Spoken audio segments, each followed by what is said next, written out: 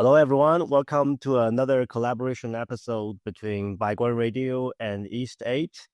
We've been absent for a while, I think more than a month. For the last few weeks, we have been quite busy with our schedules. So we try to have this podcast every 1 or 2 weeks, but that's not guaranteed. Fortunately, we are back. With me is our co-host, Johnny Zhou of eState newsletter. Johnny, you want to say hello again to our audience? Hi, everyone. I guess it's summer, right? Things are slower or during summer. Yeah. We've taken quite some rain check for consecutive weeks, but Right. glad that we are back. Definitely. So actually, there's a lot of things happening for the last several weeks. I don't even know where to start, but maybe let's start with this. I would say a mega trend right now in China, this whole thing about evolution and anti-involution.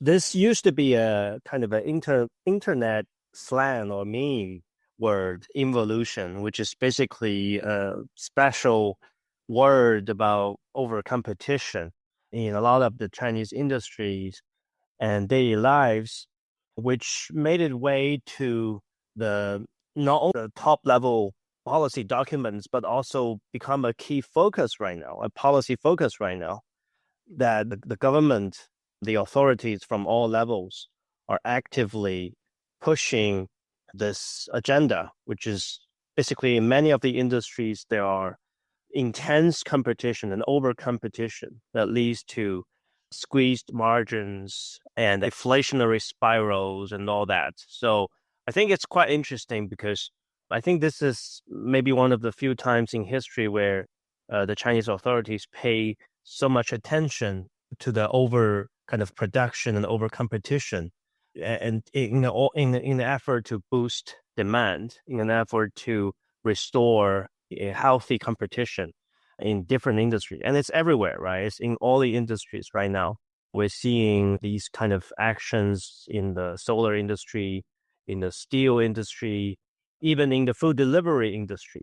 A few weeks ago, all the major internet platforms, e-commerce platforms like Baba, JD, they are doubling down in a very tough subsidy war in the delivery market, which up until that point, the industry was dominated by Meituan, but then you have all these big players coming in. And then just a few days ago, all these platforms, they actually issue a public, almost like a truce in terms of pausing at least this delivery or subsidy war, right? So it's as if there's an invisible hand behind all of these, right? Just like pushing the spirit of anti-involution from all corners, which is pretty unprecedented, right? Johnny, I suppose you must have a lot to say about this. You have anything to add here? Yeah, I think the sort of rhetoric really come out in July after the Politburo meeting notes directly pointed out of anti-involution type of campaign. And I think there's even a quote by President Xi himself saying that a lot of the local governments, whenever they started to invest right now, it's always AI, electric vehicles, or data centers, right? I think that's very rare. It's like there's a quote coming from directly from him, and then there's this overall campaign. So I guess after these two press release has come out, I think there have been some changes overall in different industries. I think in the EV industry, you've seen some campaigns. It started earlier. I think early on, the different ministries actually looked into BYD. And you remember there's an episode we recorded that BYD is under a lot of pressure from some other EV manufacturers saying that they are trying to compress the margin and there's no way for them to survive. So I think this has been on for quite a while, and now it's almost a very top-down campaign. But the thing is, it's not really the responsibility of individual actors, meaning these companies. The companies are just doing what they could to compete in the market. I think the biggest issue is really of a central local government dynamics, right?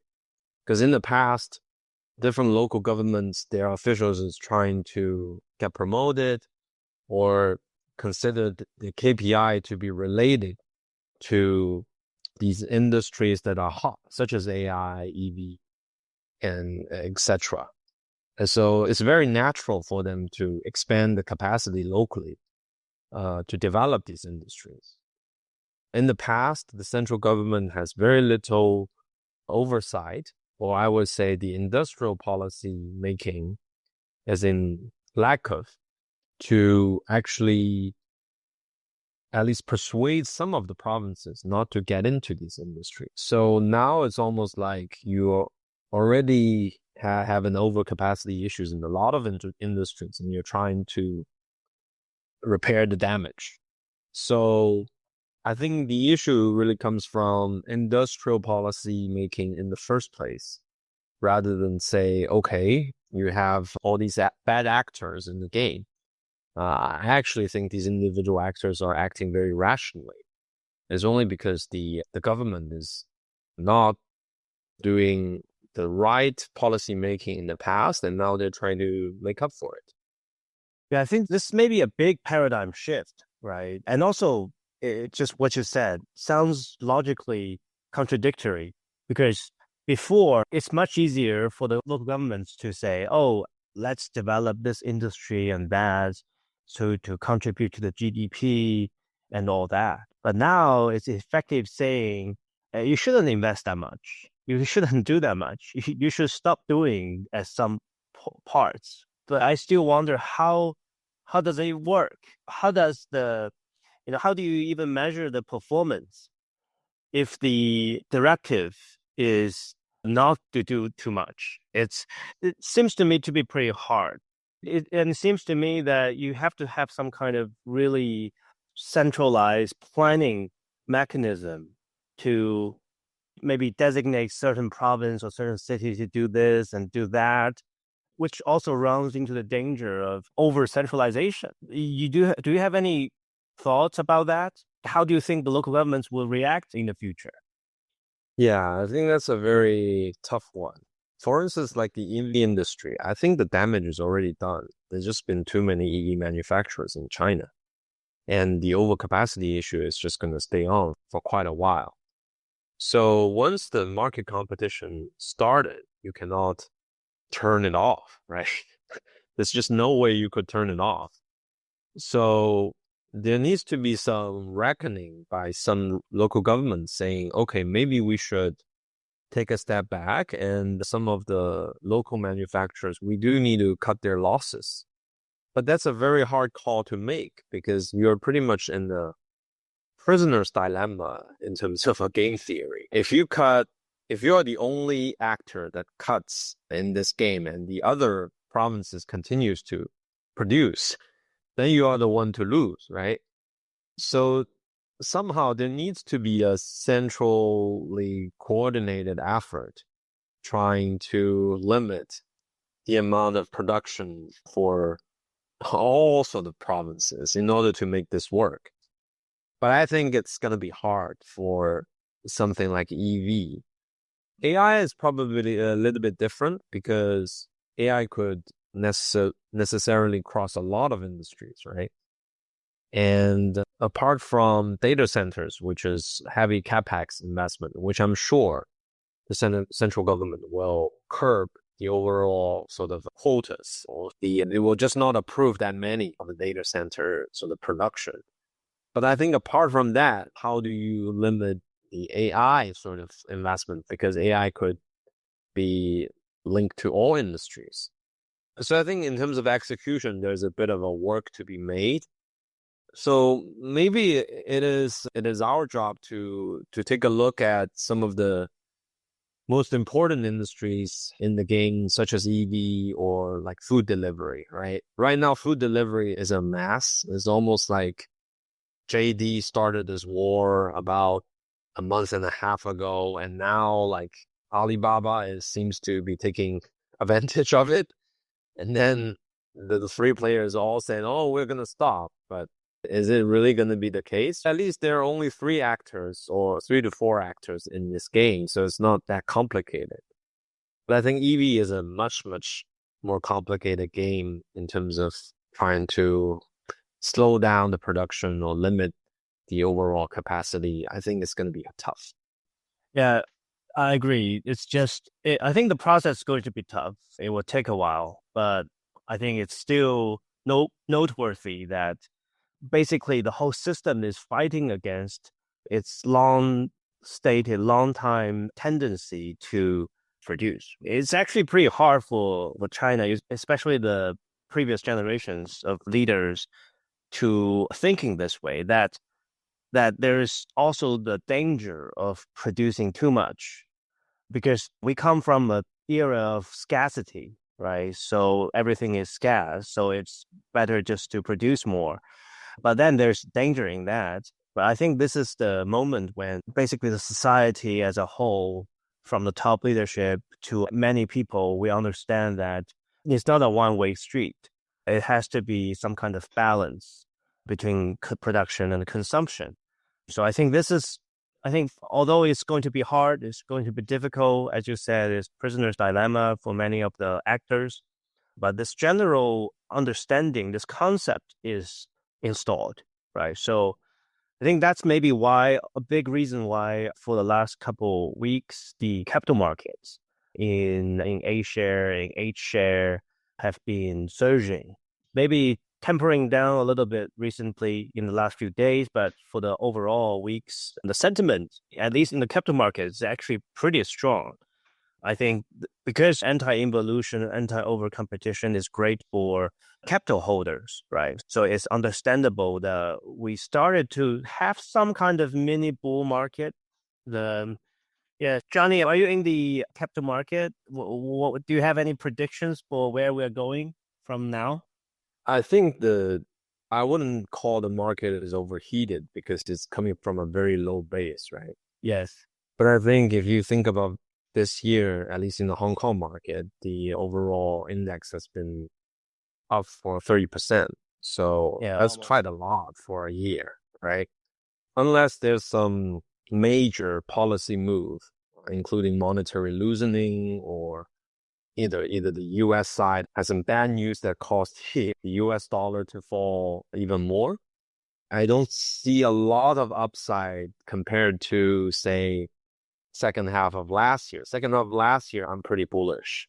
But right now, I just think, okay, it still is a bull market, but the upside could be limited and could be conditioned upon certain policy or even geopolitical issues, right?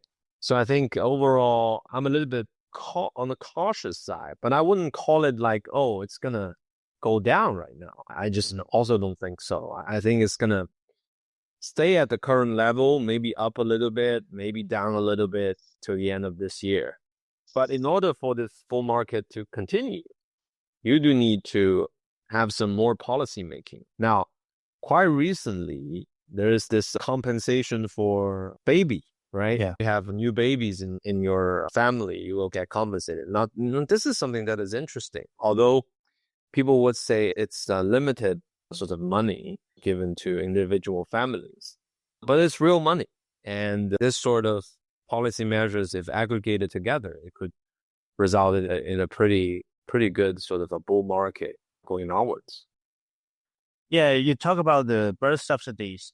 I think it's 300 RMB per month for a kid. Is that correct? Yeah, 3,600. That's for 3 years. No, that's per year. Oh, per year. So yeah, sure, yeah. Yeah, it is interesting. I think it's a bit lower than what some people might have rumors for, but I think it's a good starting point, right? At least they are doing it finally, and there's only way to go up, right? So it really makes people believe, or you think that all these demand boosting policies, they are being actively contemplated and rolled out. But then there's a debate whether this is maybe too little. The magnitude of it, 300 per month, it is, at least for the people in the bigger cities, it actually doesn't mean anything. But maybe in the smaller places, it actually means a lot. How do you judge the significance of this policy? I think it's still quite significant because initially I heard the subsidy is only for if you have a second kid or a third kid. Oh, yeah. And then you will get the subsidy. But this time it's a blanket subsidy. So that is quite a lot of money in the first place, right? Because there's still a lot of families getting subsidized. And a lot of the issue is that some families, they just have one kid and initially they're not getting covered in this scheme. So I think this is something that is interesting. Obviously, the amount, as you said, could be less of a significance, especially for first tier city. Almost people said the first tier city is only covering your diaper sort of charges. But that being said, it's still money, right? And I think there's still some more measures going to take place. And I would say that the better sort of measures going onwards is longer maternity leave or even paternity leave for families. Because this is something that is directly beneficial to the families. And it's also helpful for not only to boost birth rate, but also it is a real subsidy as well from the government's point of view. I think it's just a start, but at least it's a good start because it covers the families that just have one kid. And I think some local government may have better sort of measures going onwards. There's also a bit of a local competition here, but the local competition here could be helpful for boosting consumption, at least in this field.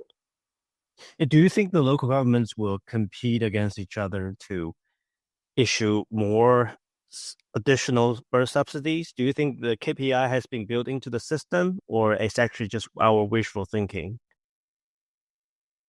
I think it's very natural for them to take on more measures. The reason being, especially for central or western provinces where, overall population, there's an emigration out of these provinces into larger cities, right?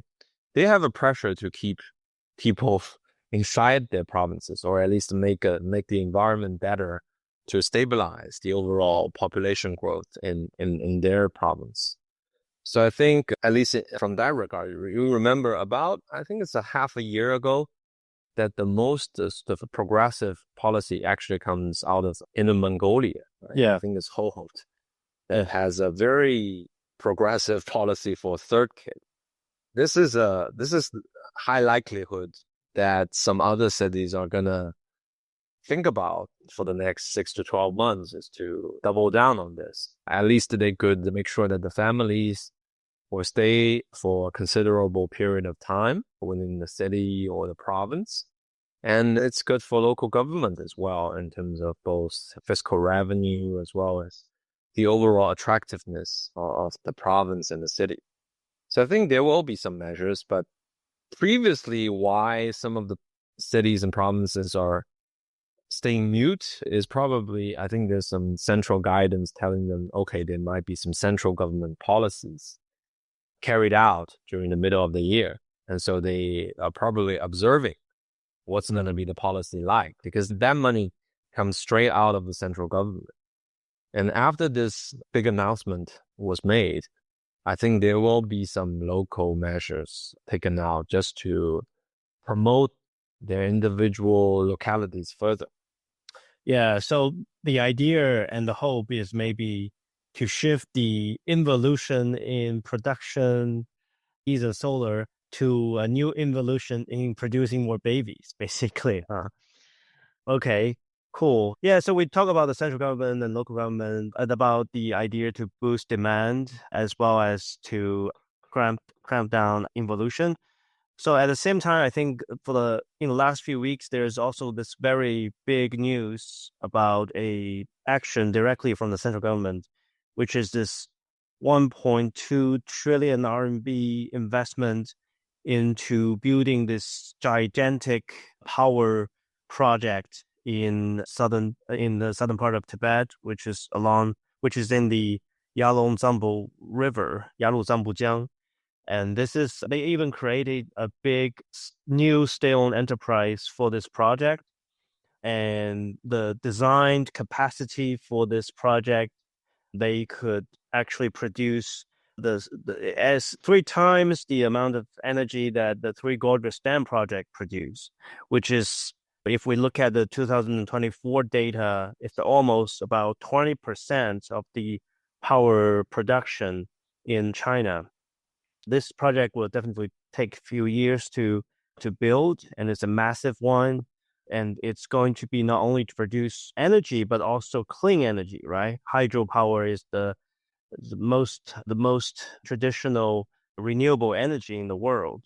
Actually, when this news come up, it's like a surprise to me. I have been thinking about what kind of big investment projects that China can do, but actually I haven't cast my eyes in that part of China for a long time. So when that news come out, does it come as a surprise to you, Johnny? Have you been watching this, following this trend? The scale of the investment is certainly pretty surprising. But if you look at the big picture, it's not that of a surprise, given that I think China wants to solidify its lead in terms of electricity production in the world, because it's producing more than twice of the electricity than the US, right? Yeah. And primarily it's because China also needs a lot of electricity for its domestic consumption and all that. But on top of that layer, there's this race for productivity, and the race for productivity includes data centers and AI, right? And this heavily conditioned upon if you have enough electricity to power these chips as well as these data centers, making sure that, okay, they're well charged. And I think that's also been witnessed by a lot of the observers in the Silicon Valley is the most important game changer for the US versus China sort of AI race, is that the power consumption, power production is very important. So I think this is probably the biggest factor. And the secondary factor is obviously related to geopolitical reasons. Obviously, that region is a bit of a controversial territorial dispute area between China and India, right? And so by putting a major economic sort of projects in that region, it also shows that China is very determined to at least be involved in this matter. And also they're not giving in any territory in terms of their disputes against India. So I think it's a double sort of measures trying to do something and that serve two purposes at the same time. So I think it's not that surprising for me. It's just that the announcement timing as well as the scale is a bit out of people's expectation, because people wouldn't expect Three Gorges type of project to take place in 2025. But I think it is very certain that China is going to build that capacity. And they have this huge company being formed as a result of that. And I think the CEO of that company is of very high political sort of ranking within the SASAC system. So that it shows that the central government is very determined to do that. And pretty much it is the most important projects of this decade, probably.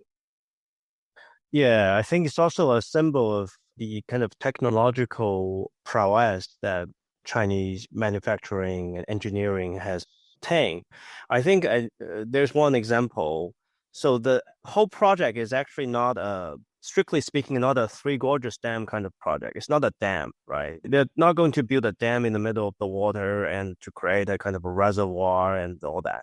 They are going to actually bore into the mountains. There will be several gigantic tunnels that they're going to dug inside the mountains to basically cut short some of the water flows, and will let the water flow directly into the mountains. And there will be a fast kind of precipice of these waterfalls, which will power the power stations, right? But then if you want to build those big tunnels, you have to have these gigantic boring machines. A few months ago, I visited a big boring machine manufacturer in Hunan province. And I learned that actually it's only a few years ago, maybe 3 or 4 years ago, where China finally localized all the major components of that kind of machine. And those machines are huge. And they are actually, fun fact is, for a boring machine, it's all one-time usage. You cannot duck your thing into the mountain and then reuse that thing. After a certain length, the boring machine would just basically, they have to be scrapped. So this very costly thing, one-time usage of gigantic materials, gigantic equipment, that really you have to have certain technology to build it at a cost that is not prohibitive, right? So I think this is just one of the many technologies that China have been obtained and perfected over the last few years, which make this kind of project possible. So it's really amazing, and I think it will be a very interesting project to watch for. A few days ago at Baiguan, Amber Zhang of Baiguan wrote a pretty popular article explaining the background and the details of this project. You are free to go to the Baiguan newsletter and read that one. Yes. Johnny, do you have anything more to add, or should we call it a day for this one? Yeah, we probably should call it a day. I think there's some more topics, but I think we can leave it to a later date for us to chat upon. And yeah, we should continue, not just taking rain checks every week. Yeah, I think we should make it more frequent, but also we want to stick with a shorter length. I've been talking to some of the audience. I think many of you, we really love the kind of 30 minutes-ish length for this kind of episodes, which is actually not that mainstream right now. Most of the podcast episodes I know, they are like getting longer and longer, 3 or 4 or 5 hours. This is not our style. We want to make it succinct, shorter. But yeah, definitely stay tuned. Let's hope that we produce more frequently. Thank you, everyone. So have a good week ahead. Thank you, Johnny. Thank you. Take care. Yeah.